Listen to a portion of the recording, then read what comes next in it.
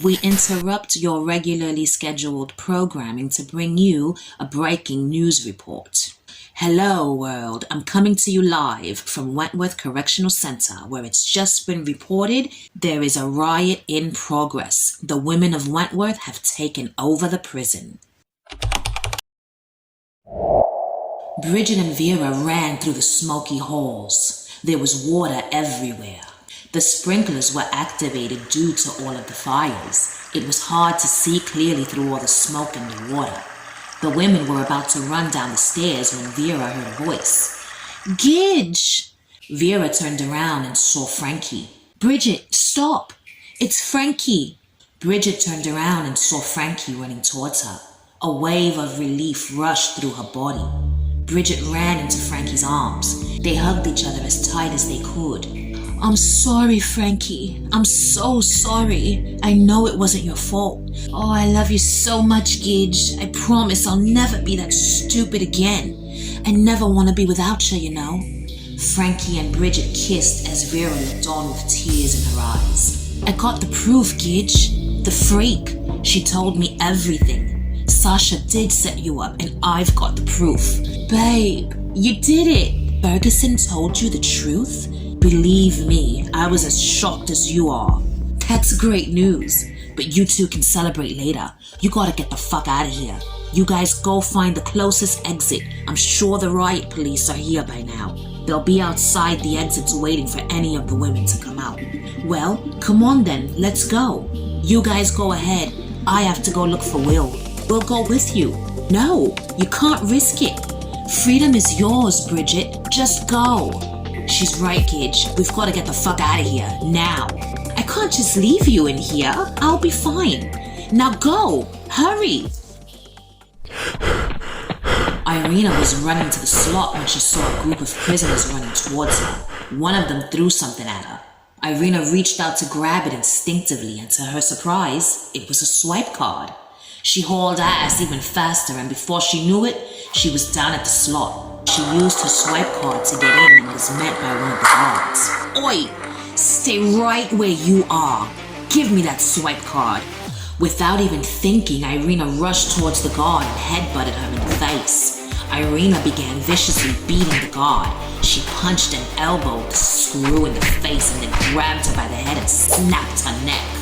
She threw her to the floor and yelled out for Joan. Aunt Joan! Tell me where you are! Over here, Irina. Irina took the screw's keys and ran to Joan's cell. She opened the door and let Joan out. Thank God you are okay. Irina hugged Joan and said, I need your help. I think Mila killed my mama. I've come to that same conclusion. She wanted Sasha dead so that her and her father could take over the family business. Dmitri killed my mother, your grandmother. That's why I killed him, Irina. I'm not the monster they make me out to be. She did it. I know it. We have to go find Mila. And when we do, I am going to kill her. Da. Will and the H1 girls were heading towards one of the exits when Will heard his walkie-talkie. Sierra 1. Sierra 1. Are you there? Who is this? Wouldn't you like to know? Will! Help! I'm in the showers! I've gotta go help Miss Miles. You guys keep going. Don't stop till you get to the exit. I'll go with you. No! You gotta get out of here, Rita. I'm not gonna let you go alone, Will. I'll be alright. Rita, please, think of the bubba. Rita put her hand on her stomach and then looked at Will. Don't you dare leave me to raise our baby alone. What? Not now, Boomer. Go! Just go!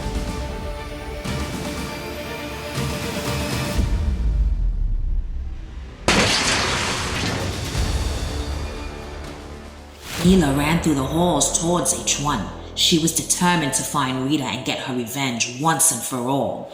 She was filled with rage, and in the distance, she heard a familiar voice. Irina! Irina! Mila kept running and the voice got closer and closer. She saw a tall figure through the smoke and recognized who it was. Irina! Irina, is that you? Mila and Nancy came face to face, and before Nancy could say a word, Mila pulled out her pistol and shot her right in the heart. Oh shit! Someone's got a gun. Rita, Boomer, and my sweet Allie were struggling to see through the smoke. They'd lost their bearings and weren't sure if they were even headed in the right direction. Are we going the right way? I don't know, but we gotta keep moving. I can hardly see a thing. Allie felt the water falling on her from the sprinklers. She heard a squeaking sound and looked up. Before she could say a word, she saw the ceiling falling down. She hurried and wheeled herself backwards before the ceiling came crashing down on her. Boomer and Rita turned around and saw a pile of bricks and debris in front of them. It was blocking them from getting to Allie, and there was no way Allie could wheel over the piled up concrete. Allie, are you alright? I'm alright, Boomer. I just can't get past the bricks. Come on, Boomer, help me lift. Rita and Boomer tried to pick up the bricks so that Allie could get by, but it was no use. They were too heavy. Fuck! I can't lift it! It's okay. Don't panic. You two just keep heading for the exit. I'll go back around and find another way. No, Allie, it's too dangerous. I can't just wait here, Boomer. What if the rest of the ceiling falls? She's right, Booms. We gotta go. Allie, turn back around and keep heading straight. You'll find an exit. I'll see you both outside. Boomer and Rita were almost at one of the exits. Over there! Hurry, Boomer. Get out there and find whoever you can and tell them we have a woman in a wheelchair who needs help getting out. Wait, you're not coming with me? I can't. There may be other women who are trapped. I have to stay here and help. No bloody way, Rita. What about your baby? I'll be fine. Go on, Boomer. Get out of here and get help for Allie. Go! Boomer ran towards the door. Rita watched her until she saw she'd gotten out. Then she ran back towards the chaos. She climbed over the rubble and made her way back to H block. Rita yelled out Allie's name.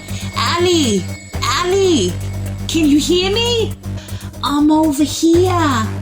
Rita ran towards who she thought was Allie. Mila was crouched down, hiding behind a pile of bricks, waiting for Rita to get close. The sound of Rita's running was getting closer and closer. Mila saw Rita's legs and Mila got up and slowly walked up to Rita. She stood over her with her gun still in her hand.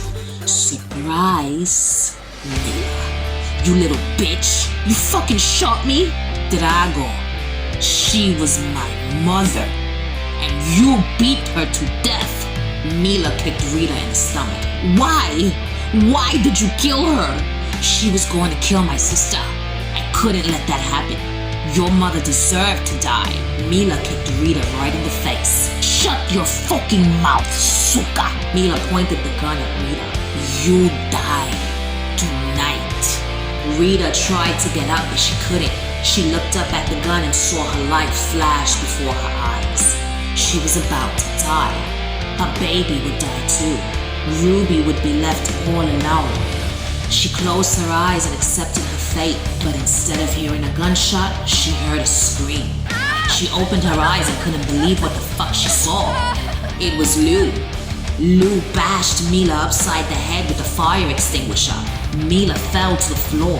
She was knocked out cold. Lou bent down and helped Rita get up. She shot me in the leg. Can you walk? Barely. Lou took Mila's shirt off and tied it around Rita's leg to stop the wound from bleeding. You think you can make it to an exit?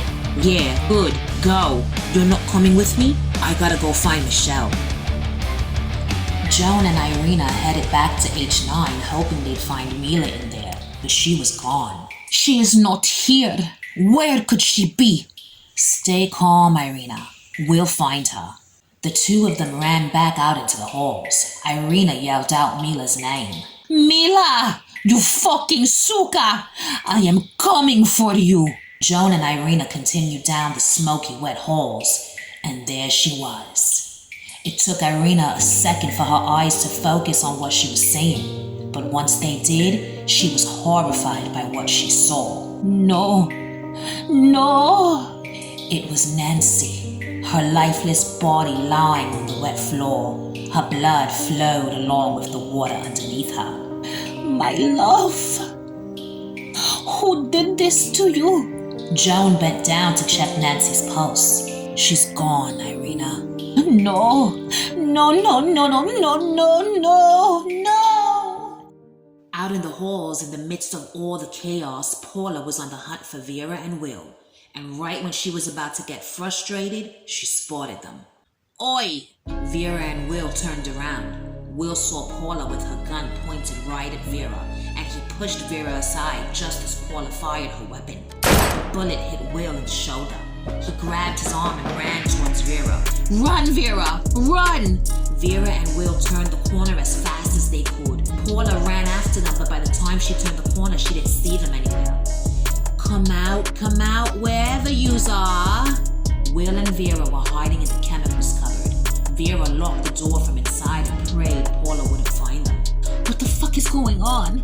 How did she get a gun? I don't know, but this riot wasn't random. It was planned. Paula stood outside the chemicals cupboard and turned the knob. She kicked the door but couldn't get it open.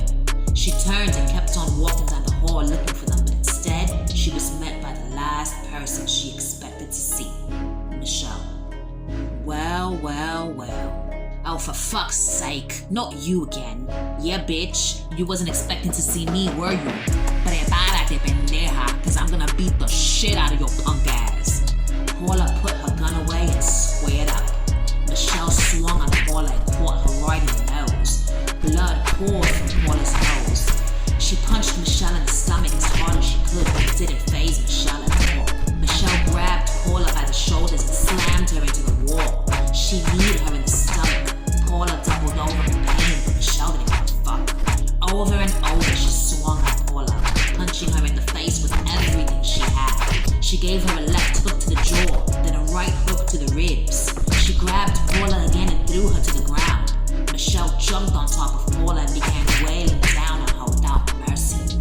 Paula was on the verge of passing out when she remembered her gun. She reached into her waistband and pulled it out.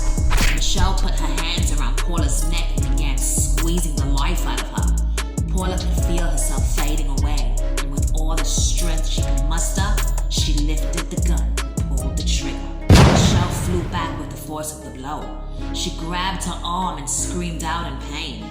Paula got up as fast as she could and ran off. She couldn't waste any more time on Michelle. She left her there to bleed out. She had a mission to accomplish.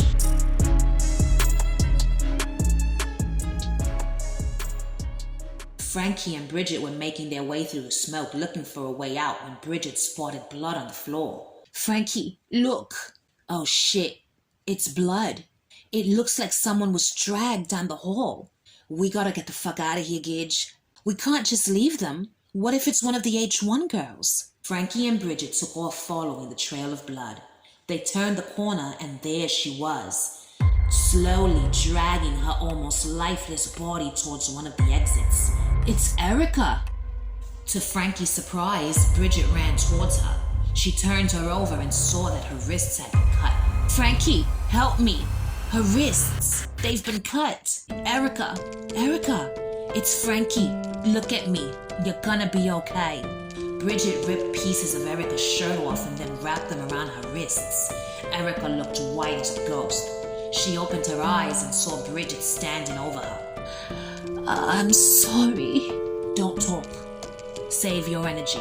We're gonna get you out of here. Frankie picked Erica up. I'm so sorry, Frankie. You can apologize later. Frankie and Bridget headed for the exits with Erica in tow. They made it outside and handed Erica over to one of the paramedics that was waiting outside. They're in there rioting. There's smoke everywhere. The women are armed. Someone in there has got a gun. Michelle! Michelle was hiding in the staff lounge when she heard Lou's voice calling her name.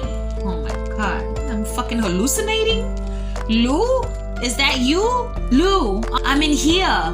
Lou ran into the staff lounge and found Michelle sitting on the floor. Michelle, fuck, you're hurt. Fucking Paula, bro. That bitch shot me in the arm. Let me see. I'm okay. It's just a flesh wound. Michelle, I'm so sorry.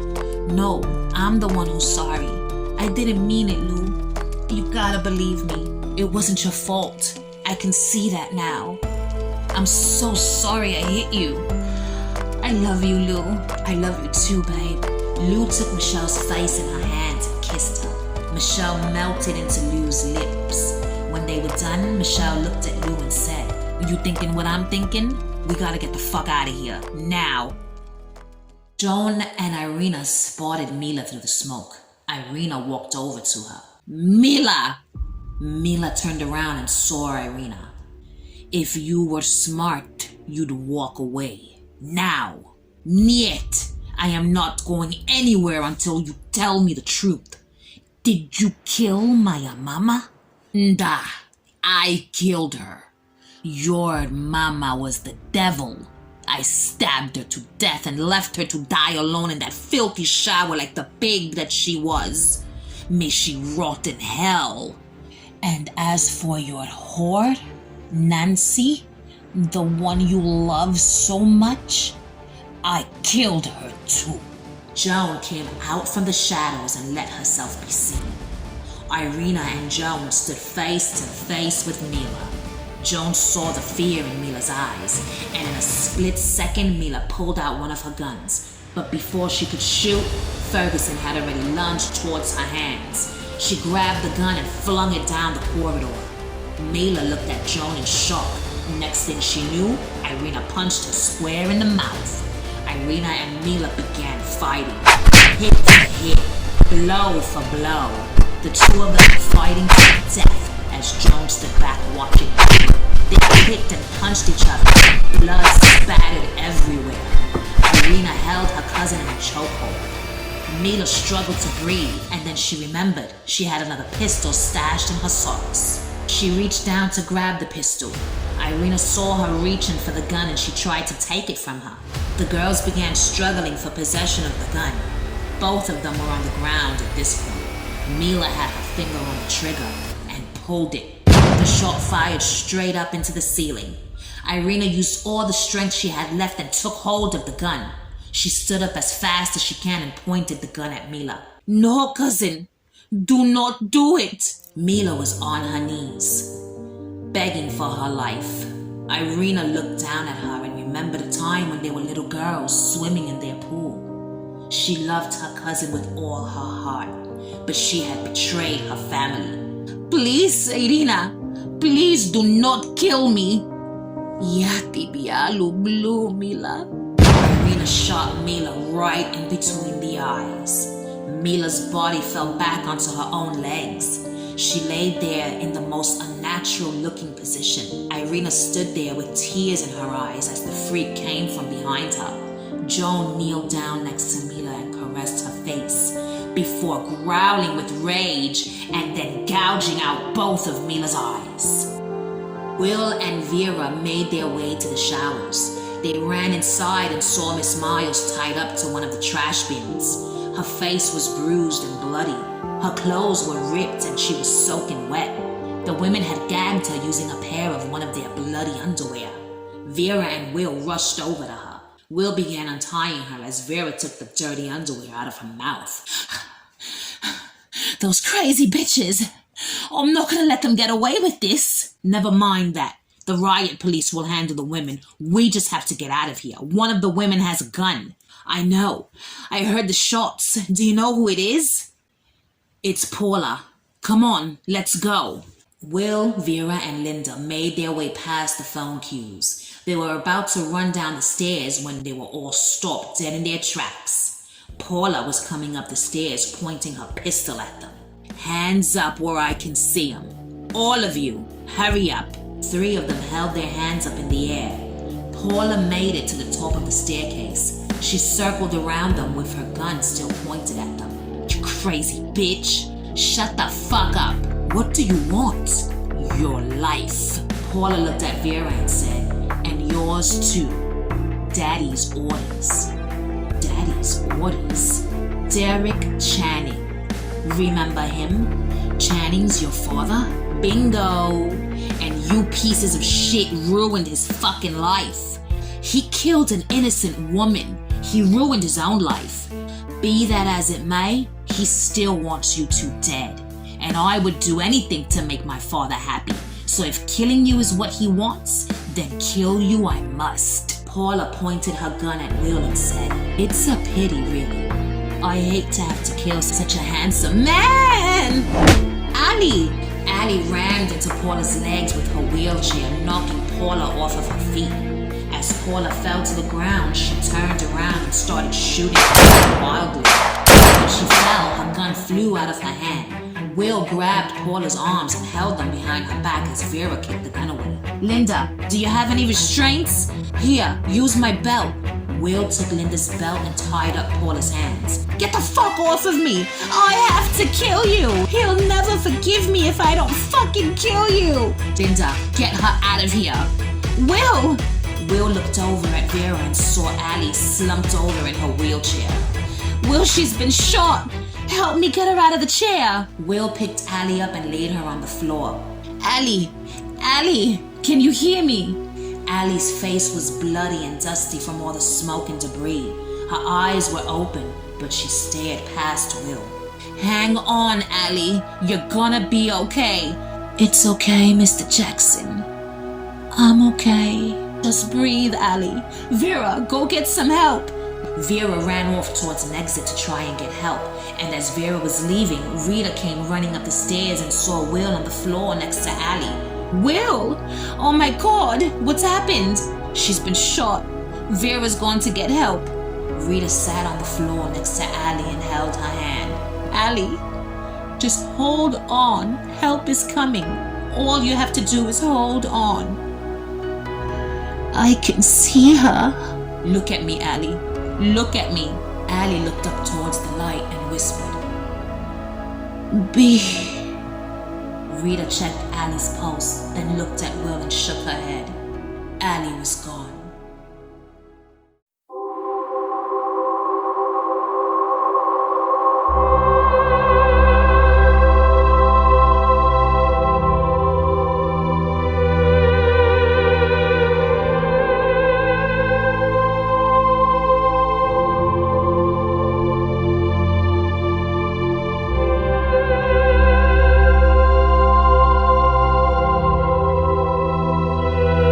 I've been waiting for you.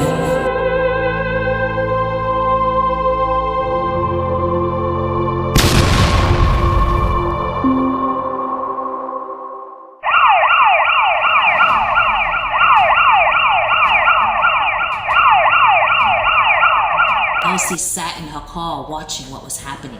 She wondered what was taking Paula so long, and then she saw her being brought out of the prison by Linda. She watched as Linda handed her over to the cops. They took off the makeshift handcuffs and put some real ones on her. Elsie couldn't believe what was happening. She got out of her car and ran towards the officers who had arrested her sister. What are you doing? Why is she under arrest? She shot one of the prisoners. I didn't do it. Vera and Mr. Jackson are still alive. Daddy's gonna be so mad at me. He's never gonna forgive me. Fuck Dad. He never gave a shit about us.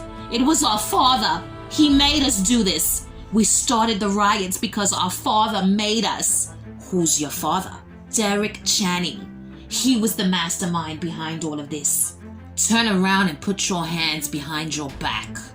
You are under arrest for helping ensue a riot. Elsie and Paula were put into the back of a cop car. They both sat there in silence and looked at each other. Elsie shook her head and started to laugh. It was finally over. Will made their way out of the prison. Will was carrying Allie in his arms. He handed her over to the paramedics and fell to his knees. Rita kneeled down next to him. I can't take any more of this. I cannot do this anymore. I'm done. I quit. Boomer, Frankie, Bridget, and Vera saw Rita and Will and ran over to them. Rita, you made it. Where's Allie? Oh, Boomer, I'm so sorry. But Allie's gone. What? She died saving my life. Will fell into Rita's arms and cried his eyes out. His cries didn't last for long though, because suddenly they were all startled by a sound. Everyone get back! There's still women in there! Has anyone seen Ferguson? Just then, Irina and Joan came stumbling out of Wentworth. They were all choked up due to the smoke, but they were both okay.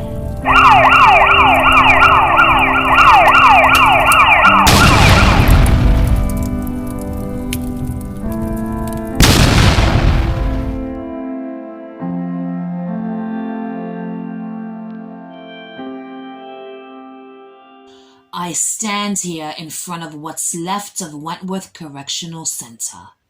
The prison was reduced to a pile of burning rubble after inmates took it over last night in a plot orchestrated by former General Manager Derek Channing, along with the help of his daughters Elsie and Paula Moore, who were arrested last night.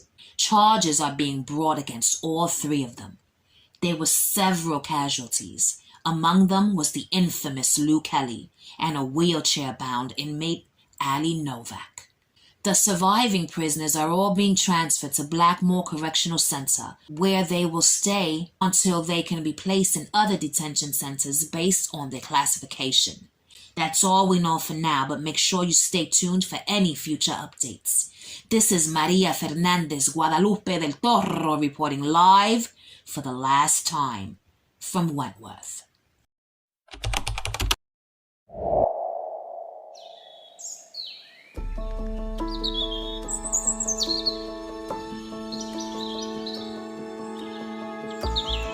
Mama, look! Butterfly! Yeah, Lizzie, it's a beautiful butterfly.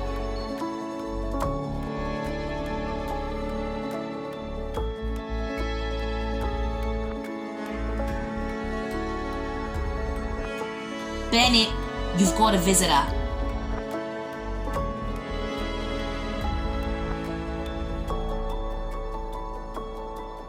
There's my baby girl.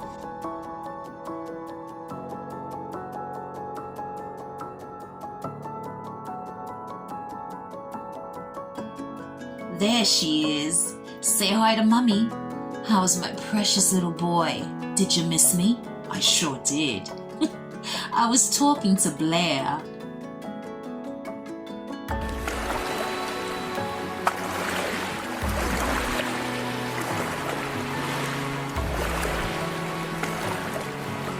Oi, are you gonna drink that pina colada or just stare at it? Why, you want some? I want some of you. Come get some. We did it, babe. We sure did.